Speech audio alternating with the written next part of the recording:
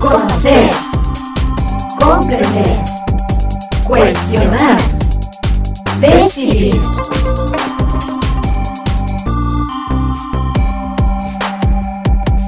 Innovación Lab, el podcast científico más cercano a ti. Hola a todos, espero que se encuentren muy bien y gracias por estar conmigo en una nueva emisión de Innovación Lab, su podcast de divulgación científica para todos. Hoy estaremos hablando de un tema que es de gran interés para muchos, tanto a nivel científico como para una gran mayoría de las personas en general, y es sobre la medicina tradicional y la ciencia que existe detrás de ella. Para este tema he invitado a un experto en el área y es nuestro amigo y colega, el Dr. Jesús Hernández Pérez. Pero antes, déjenme presentarles quién es el Dr. Jesús Hernández. Es ingeniero en biotecnología con especialidad en bioprocesos por el Tecnológico de Monterrey. En el 2018 obtuvo el grado de doctor en biotecnología también por parte del Tecnológico de Monterrey. Durante sus estudios de doctorado realizó una estancia de investigación en la Universidad Tecnológica de Nanyang en Singapur. Actualmente se desempeña como investigador especialista en bioprocesos y es profesor dentro del Departamento de Bioingeniería en el Tecnológico de Monterrey. Es asesor científico para varias compañías biotecnológicas en México y es miembro del Sistema Nacional de Investigadores Nivel C. Doctor Jesús Hernández y para sus amigos y colegas, Doctor Chucho. Doctor, es un gusto saludarte y darte la bienvenida a este podcast de Innovación Lab. ¿Cómo estás? Hola, buenas tardes. Muy bien, muchas gracias. ¿Tú qué tal? ¿Cómo has estado? También, gracias. Bueno, entrando en el tema, cuéntanos, ¿trabajas actualmente en una línea de investigación y nos puedes mencionar cuál es? Claro que sí, Ana, con mucho gusto. Actualmente trabajo en el Centro de Biotecnología FEMSA, en el grupo de investigación de bioprocesos, liderado por el doctor José González. Pues bueno, afortunadamente, pues he logrado ahí desarrollar una línea de investigación apoyado en conjunto con el doctor Jorge Benavides, en donde nos enfocamos en el estudio de biomoléculas con actividad que pueda ser interesante para aplicaciones industriales o farmacéuticas que provengan de origen natural. Eh, a partir del estudio de la caracterización de estas moléculas, es que podemos llegar a conocerlas y explotar su potencial con estrategias biotecnológicas. A grandes rasgos, esa es la base de la línea de investigación en la cual me estoy enfocando y que esperamos que pues siga creciendo, ¿no? Por fortuna ya contamos con más alumnos que han estado siguiendo esta línea de investigación, entonces esperamos que siga creciendo. Pues muy interesante. Bueno, ahora sabemos que hay un gran interés científico sobre el estudio de moléculas pues, de origen natural, sobre la gran biodiversidad que existe en el planeta, cómo desde épocas ancestrales, pues el ser humano ha buscado entender su entorno. Pero cuéntanos, ¿qué te motivó a estudiar las moléculas de origen natural? Bueno, pues fíjate que fue muy padre la experiencia. Cuando yo ingreso al doctorado, asesorado por el doctor Jorge Benavides, de las primeras reuniones que tuvimos, pues él me dio hasta cierto punto la libertad de poder elegir el tema de tesis, ¿no? Entonces, a partir de eso fue que empecé a pensar cuál sería un tema interesante que pudiera tanto compaginar mis intereses personales como la proyección que yo quería tener en una carrera en la investigación. Y a partir de eso fue que fui explorando el mundo de biomoléculas naturales, por así decirlo, ¿no? Por mucho tiempo hemos tenido la cercanía de culturas prehispánicas, de conocimiento ancestral que ha permitido propagar a través de generaciones el conocimiento experimental que han tenido los seres humanos a través del tiempo. Es decir, Hace muchos años, hace cientos de años, miles de años, pues no existía una farmacia como la conocemos hoy en día, ¿no? No existía el conocimiento farmacológico como tal. Los seres humanos, pues siempre desde el principio de los tiempos, pues hemos tenido dolencias, hemos estado sujetos a condiciones ambientales que pues nos han causado enfermedades, ¿no? Al final de cuentas, nosotros también somos visitantes en este planeta como las demás especies y pues estamos en una convivencia que no nos exime de tener algún tipo de efecto por estar en contacto con nuestro entorno, ¿no?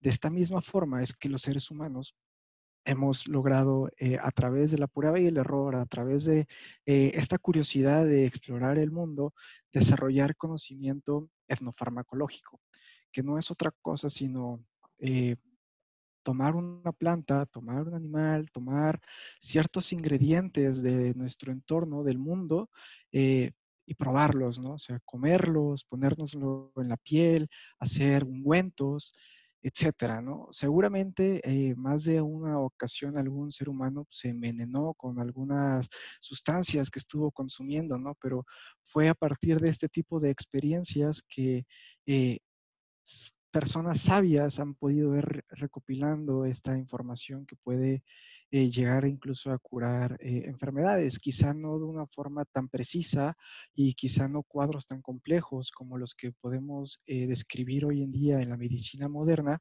pero pues sí a poder sobrellevar algunas enfermedades. En México, pues tenemos la medicina tradicional mexicana, que es dentro de las muchas otras medicinas tradicionales que son la china, etcétera, pues se ha logrado preservar a pesar de los grandes cambios culturales y sociales que ha sufrido, que hemos vivido, que ha vivido nuestra población, ¿no? Y mucho de esto pues viene de la mano precisamente de que estamos en una región que es sumamente diversa, por no decir que es mega diversa, ¿no? Afortunadamente, México se encuentra en una situación geográfica que ha permitido el florecimiento de varias especies y esto, pues, se refleja de cierta forma en la farmacopeia natural tan amplia que hay reportada o que fue reportada incluso por misioneros españoles cuando pues, llegaron por primera vez en México, ¿no? Ahora, esta observación, esta necesidad de querer entender el mundo natural, de querer aprender un poco más de la naturaleza, fue lo que me llevó a querer estudiar precisamente moléculas de origen natural, ¿no? Eh, Normalmente o típicamente comprendemos por moléculas de origen natural, pues aquellas que no necesitan de la influencia del ser humano para que ocurran, ¿no? O sea, aquellas que pueden estar en plantas, que pueden estar en animales, que pueden estar eh, en el entorno natural y que pueden ser explotadas por nosotros, ¿no? Ahora, normalmente se entiende el concepto de medicina tradicional como el uso de plantas, pero pues esto no explica en su totalidad el concepto. ¿Tú qué opinas? Sí, completamente. Es una reducción bastante, eh, quizás una concepción del ser humano el creer que la mayoría de las preparaciones que tienen algún potencial curativo o que tienen algún efecto benéfico, pues pueden provenir de las plantas, pero la realidad es que en estas preparaciones ancestrales los animales también han jugado un papel importante. Muchos de ellos, pues, con alguna justificación que hoy en día conocemos gracias a la ciencia, otras que, pues, desafortunadamente, pues, han sido únicamente una creencia, el efecto que pueden llegar a tener, ¿no?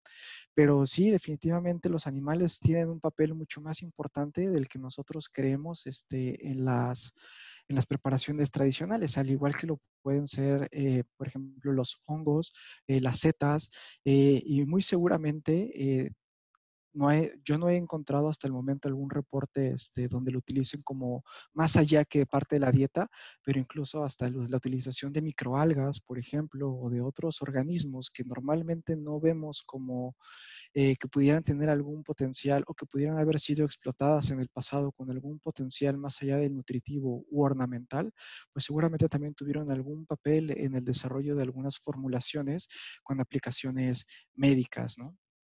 Ok, y doctor, pensando un poco sobre el porqué de las cosas y los beneficios de las estrategias biotecnológicas, ahora platícanos sobre cuáles son las razones para estudiar estos compuestos de origen natural. Bueno, yo creo, en mi experiencia, que una de las principales razones para poder explorar o para estudiar las moléculas de origen natural, la primera y la más importante es que realmente no sabemos nada del mundo.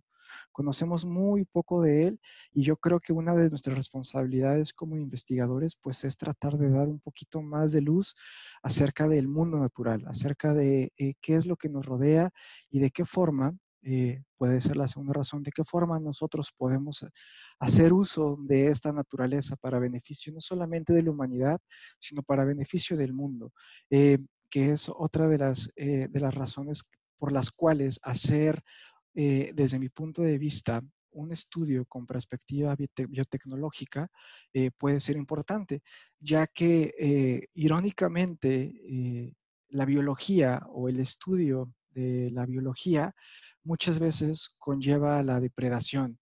Eh, es interesante, o sea, porque hay alumnos que están cursando carreras con raíces biológicas que para que puedan realizar, que para que puedan tener una formación completa, pues deben de salir a campo y pues deben de hacer ciertos estudios de colecta y pues eso implica hasta cierto punto el sustraer especímenes de su hábitat natural, ¿no?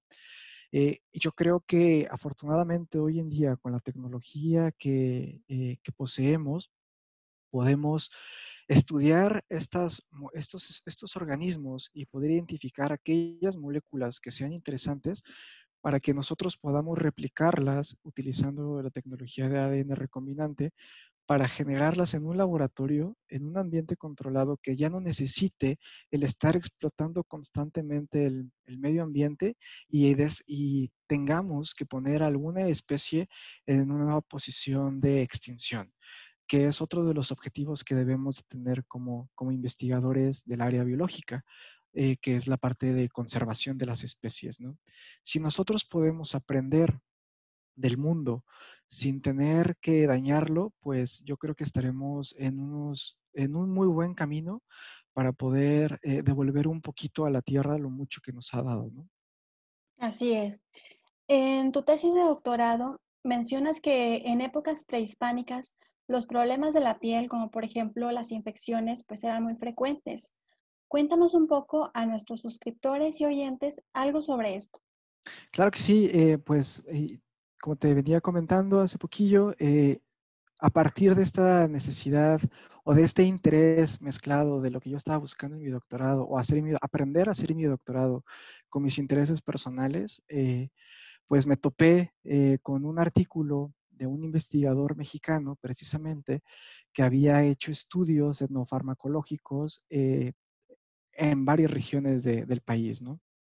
Los estudios que él había estado realizando estaban principalmente enfocados a hacer entrevistas a pobladores que se encontraban en poblaciones que aún están muy en contacto con sus raíces prehispánicas, ¿no? Y en donde se ha logrado preservar este mensaje, esta transmisión oral de las tradiciones y costumbres enfocadas en este caso a la utilización de animales y plantas con fines medicinales.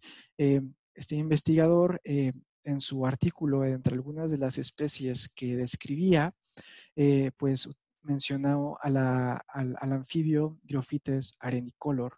Dryophytes arenicolor es una ranita, la ranita de cañón, que está distribuida principalmente en México y se extiende hasta el sur de Estados Unidos, al desierto de Arizona, su distribución, ¿no? Otro dato importante con lo que veníamos platicando hace rato es que México es uno de los países que tiene una mayor cantidad de anfibios, ¿no? Brasil es el que tiene una mayor cantidad. México también está muy bien posicionado en cuanto a la cantidad de anfibios, ¿no? Entonces me pareció interesante contribuir con un trabajo que pudiera esclarecer un poquito cuáles eran las propiedades que pudiera tener este anfibio en el uso que le estaban dando, ¿no? Y el uso que le estaban dando en época prehispánica a este anfibio era para tratar infecciones de la piel. Lo que hacían los pobladores en ese entonces era que colectaban a la ranita, le quitaban la piel y maceraban la piel en presencia de aceite para hacer un ungüento que se aplicaban en zonas que habían estado lesionadas y que estaban susceptibles a la infección, ¿no?